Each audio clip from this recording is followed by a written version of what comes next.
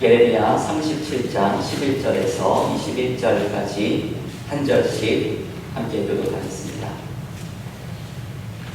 갈대아인의 군대가 바로의 군대를 두려워하여 예루살렘에서 떠나매 예레미야가 베냐민 땅에서 백성 가운데 분깃을 받으려고 예루살렘을 떠나 그리로 가려 하여 베냐민 문에 이른즉 하나냐의 손자요 셀레마의 아들인 이리야라 이름하는 문지기의 우두머리가 선지자 예레미야를 붙잡아 이르되 내가 갈대아인에게 항복하려 하는도다. 예레미야가 이르되 거짓이다. 나는 갈대아인에게 항복하려 하지 아니하노라. 이리야가 듣지 아니하고 예레미야를 잡아 보관들에게로 끌어가매 보관들이 두려워하여 예레미야를 때려서 서기관 요나단의 집에 가두었으니 이는 그들이 이 집을 옥으로 삼았음이더라. 예레미야가 뚜껑 씌운 웅덩이에 들어간 지 여러 날 만에 시드기야 왕이 사람을 보내어 그를 이끌어내고 왕궁에서 그에게 비밀이 물어 이르되 여호와께로부터 받은 말씀이 있느냐? 예레미야가 대답하되 있나이다. 또 이르되 왕이 바벨론의 왕의 손에 넘겨지리이다. 예레미야가 다시 시드기야 왕에게 이르되 내가 왕에게나 왕의 신하에게나 이 백성에게 무슨 죄를 범하였기에 나를 옥에 가두었나이까? 바벨론의 왕이 와서 왕과 이 땅을 치지 아니하리라고 예언한 왕의 선지자들이 이제 어디 있나이까? 내 주 왕이여 이제 청하건대 내게 들으시며 나의 터논을 받으사 나를 서기관 요나단의 집으로 돌려보내지 마옵소서. 내가 거기서 죽을까 두려워하나이다. 함께 읽겠습니다. 이에 시드기야 왕이 명령하여 예레미야를 감옥들에 두고 떡 만드는 자의 거리에서 매일 떡 한 개씩 그에게 주게 하매 성중에 떡이 떨어질 때까지 이르리라. 예레미야가 감옥들에 머무리라. 아멘. 하나님의 말씀입니다. 오늘 예레미야 묵상 17번째 시간입니다. 오늘 우리가 함께 묵상한 예레미야 37장부터 그리고 38장까지의 말씀은 남유다 왕국이 바벨론 제국에게 멸망하기 바로 직전에 일어났던 일을 소개하고 있습니다. 이제 다음 주 수요일에 예레미야 39장을 우리가 함께 묵상할 텐데요. 예레미야 39장에는 예루살렘의 함락이 39장 가운데 소개가 됩니다.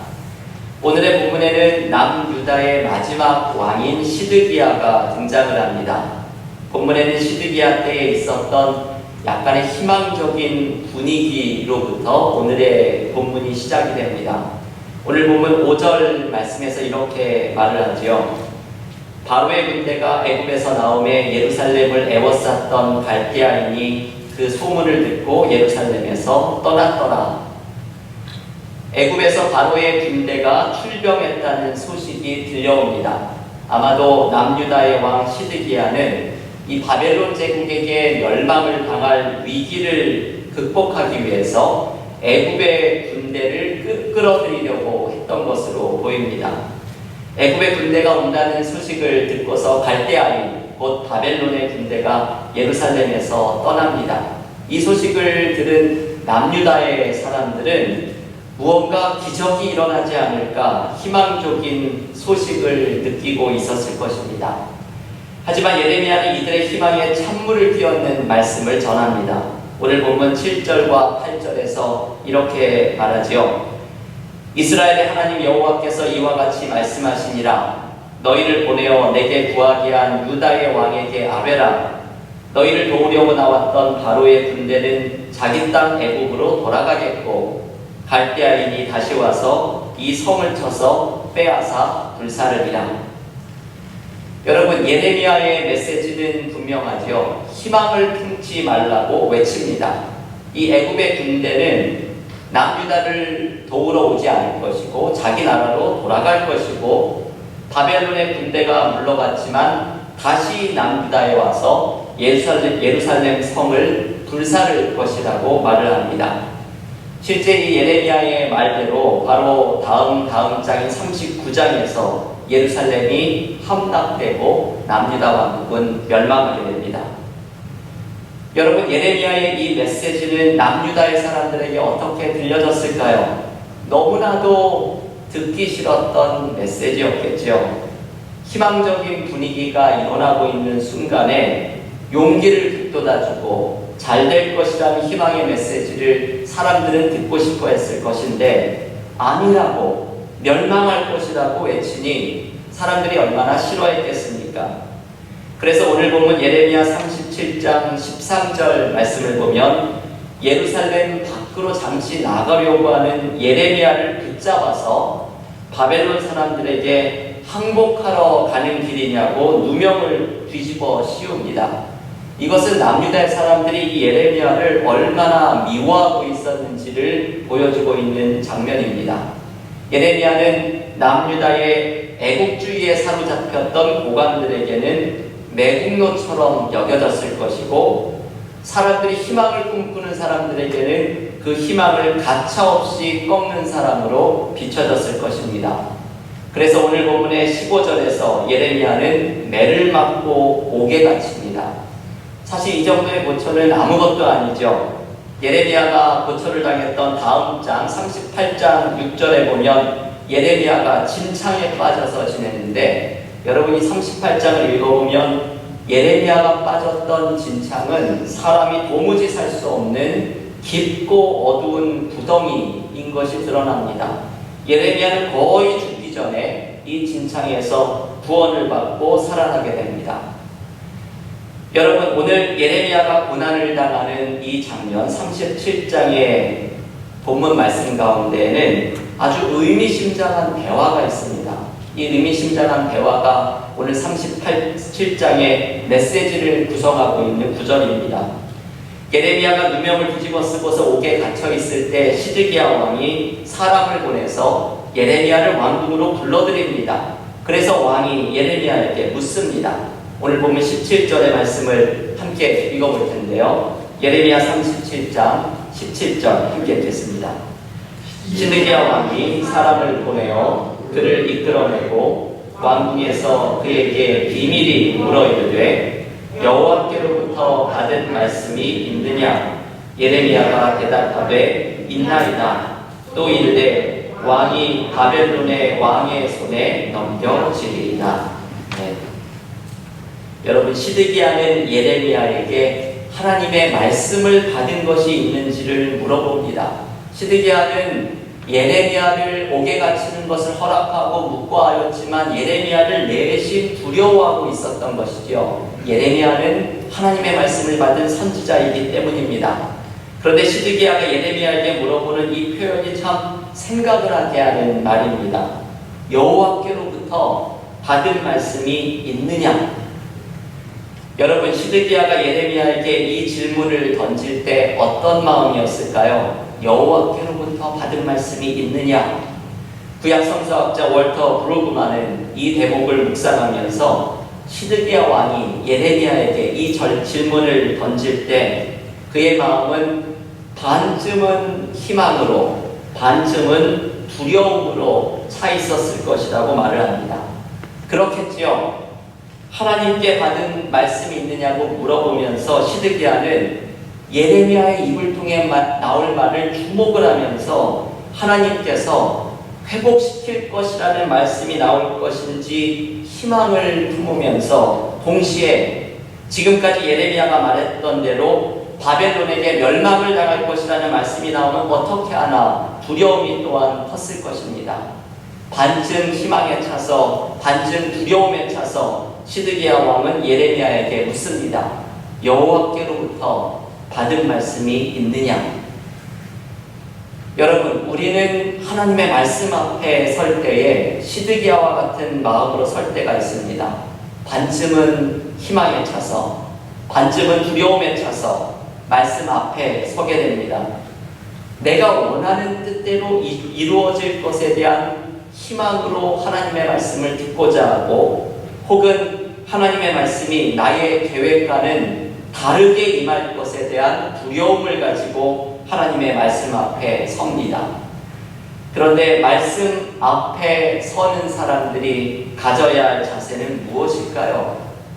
그것은 하나님의 말씀에 대한 신뢰와 순종입니다. 여러분, 이것이 중요합니다. 하나님의 말씀이 어떤 말씀이든지 나를 살릴 것이라는 신뢰와 그것에 대한 순종입니다. 시드기야는 하나님의 말씀에 대한 신뢰와 순종의 마음으로 선 것이 아니라 자신이 원하는 대답을 듣고 싶은 마음으로 말씀 앞에 섭니다. 그렇기 때문에 그의 마음은 반쯤은 희망으로 반쯤은 두려움으로 가득 차게 됩니다.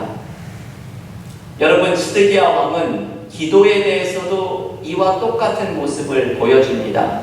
오늘 보면 예레미야 37장의 시작에서 애굽의 군대가 출병했다는 소식을 듣고 바벨론 사람들이 잠시 물러간 희망적인 분위기 속에서 시드기야 왕이 예레미야에게 사람을 보내서 이렇게 말을 합니다. 여러분, 본문 예레미야 37장 3절의 마지막에서 이렇게 말하지요. 너는 우리를 위하여 우리 하나님 여호와께 기도하라. 왕은 예레미야 선지자에게 기도를 부탁합니다.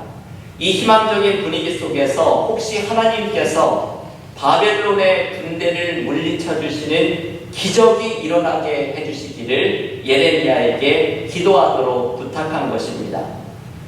한국에서 가르치는 김근주 교수라는 분은 특강 예레미야라는 책에서 이 대목을 묵상을 하면서 시드기야의 이 기도 부탁을 순종이 없는 기도 부탁이라고 꼬집어서 말을 합니다. 자신은 하나님의 뜻에 순종하지 않으면서 기적만을 바라는 기도를 부탁한다는 의미입니다. 여러분, 이러한 기도 부탁을 한 것이 시드기야가 처음 한 것이 아닙니다. 예레미야 21장 2절 말씀을 읽어보면 시드기야가 예레미야에게 기도를 부탁하는 대목이 나오는데 이 예레미야 21장 2절에서도 똑같이요. 하나님이 기적을 베풀어 주셔서 바벨론에게서 구원해 주시는 기적이 일어나게 해달라고 기도하라고 예레미야에게 부탁합니다. 그런데 그때 하나님께서 예레미야를 통해 주셨던 말씀이 바로 이것이지요. 예레미야 21장 12절에서 하나님께서 이렇게 말씀합니다. 여호와께서 이와 같이 말씀하시니라. 다윗의 집이여, 너는 아침마다 정의롭게 판결하여 탈취당한 자를 압박자의 손에서 건지라. 그리하지 아니하면 너희의 악행 때문에 내 분노가 불같이 일어나서 사르리니 능히 끌 자가 없으리라. 여러분, 하나님의 이 말씀은 정의를 행하는 올바른 삶에 대한 촉구입니다. 문제는 이렇게 하나님의 뜻에 순종하는 삶의 변화는 없으면서 기도만 부탁하는 시드기야의 모습이 문제입니다. 이런 시드기야에게 하나님께서는 심판에 대한 말씀으로 응답하십니다.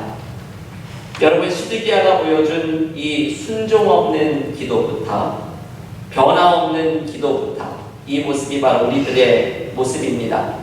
조금 전에 말씀드렸던 김근주 교수는 이렇게 꼬집어서 말을 합니다. 기도 부탁 혹은 기도 제목 나누기로 보자면 한국 교회를 따라갈 곳이 없을 것입니다. 그러나 많은 경우 사람들은 삶을 바꾸려는 노력을 하지 않으면서 끊임없이 기도 부탁만을 합니다. 여러분, 이 말이 우리들의 모습을 꼬집어주는 말입니다. 사람들은 삶을 바꾸려는 노력을 하지 않으면서 끊임없이 기도 부탁만을 합니다. 한마디로 순종 없는 기도 부탁입니다. 나의 변화는 없는 기도 부탁입니다.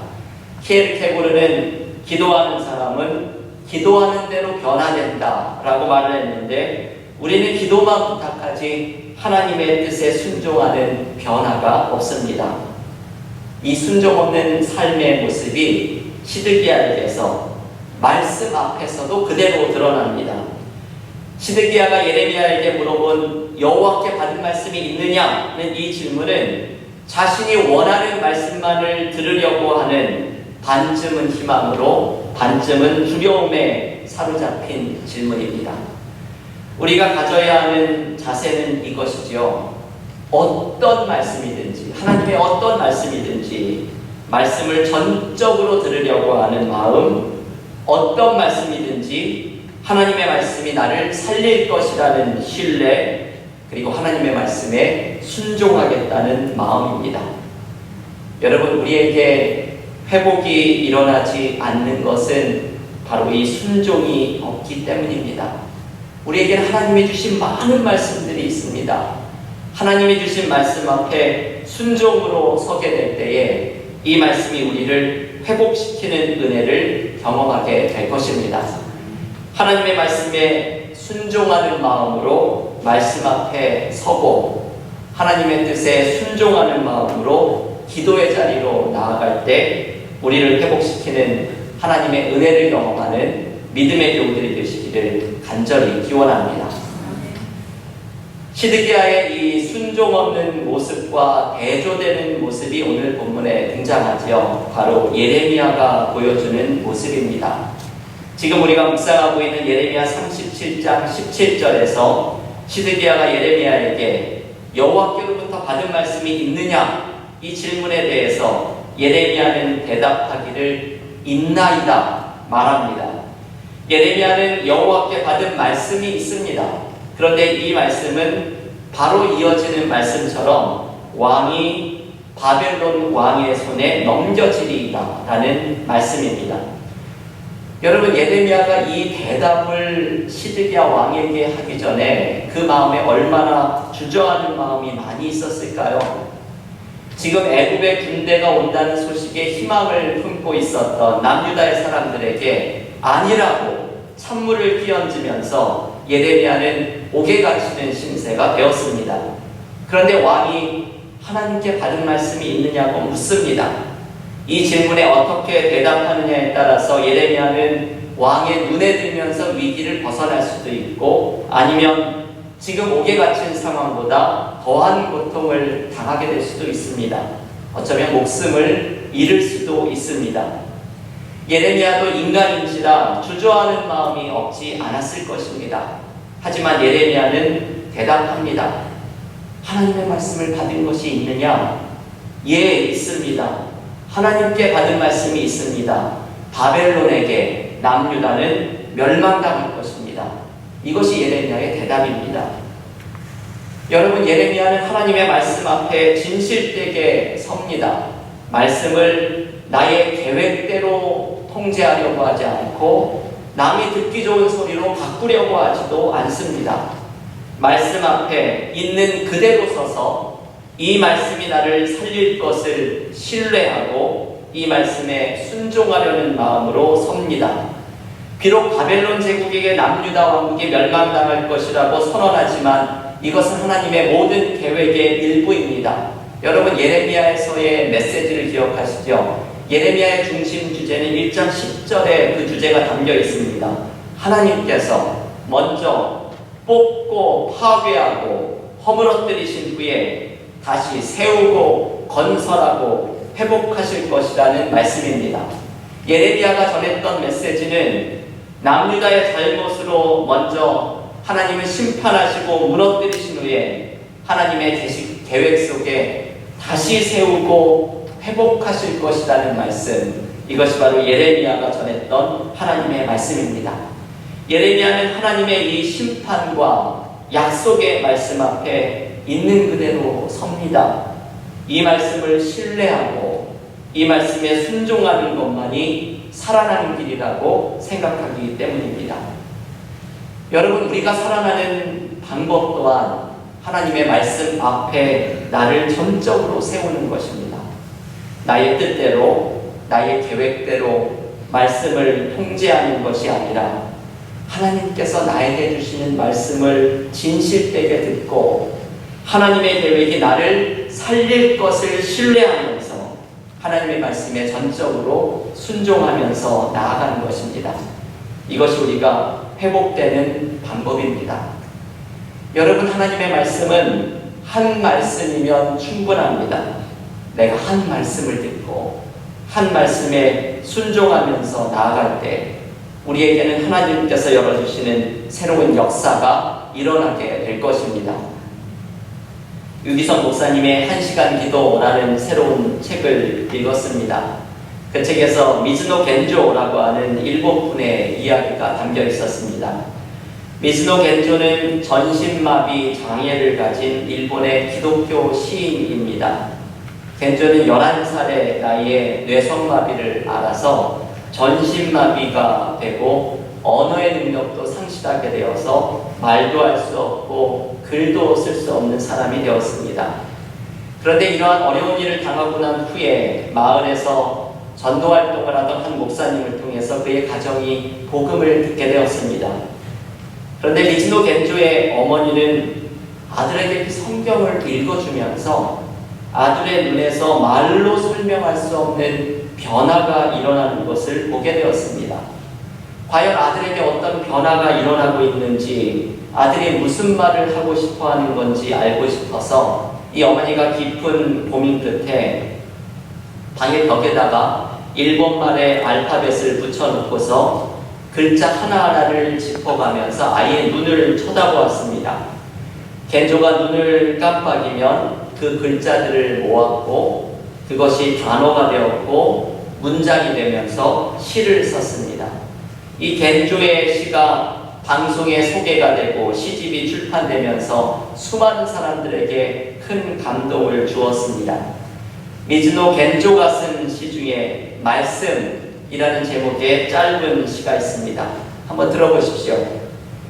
하나님, 오늘도 말씀해 주세요. 단 한마디뿐이어도 좋습니다. 내 마음은 작아서 많이 주셔도 넘쳐버려 아까우니까요. 여러분, 아주 짧은 시이죠. 근데 이 짧은 시를 몸도 움직이지 못하고 말도 못하는 전신마비의 사람이 하는 고백이라는 것을 생각하면서 들으면 너무나 감동이 됩니다. 하나님, 오늘도 말씀해 주세요. 단 한마디뿐이어도 좋습니다. 내 마음은 작아서 많이 주셔도 넘쳐버려 아까우니까요. 단 한마디면 충분하다는 이 말씀이 저에게는 가슴에 와닿았습니다. 한마디의 말씀을 통해서도 우리의 삶을 세워가시는 하나님의 역사가 나타나게 되기 때문입니다. 여러분, 우리를 회복시키는 것은 하나님께 바로 이 한마디의 말씀을 듣고 이 말씀에 순종하면서 살아가는 것입니다. 교회 여러분, 오늘 예레미야 37장 17절의 이 한 절의 말씀을 나에게 주시는 하나님의 말씀으로 받으면서 오늘 이 수요일 저녁에 이 말씀으로 기도해 보시기를 권합니다. 여호와께로부터 받은 말씀이 있느냐? 네, 있습니다. 이 말씀에 순종하겠습니다. 이 고백이 우리의 기도와 고백이 될 수 있기를 기원합니다. 하나님께 한 말씀을 받고 이 한 말씀에 순종할 때 하나님이 주시는 회복의 역사를 경험하는 믿음의 교들이 모두 되시기를 간절히 기원합니다.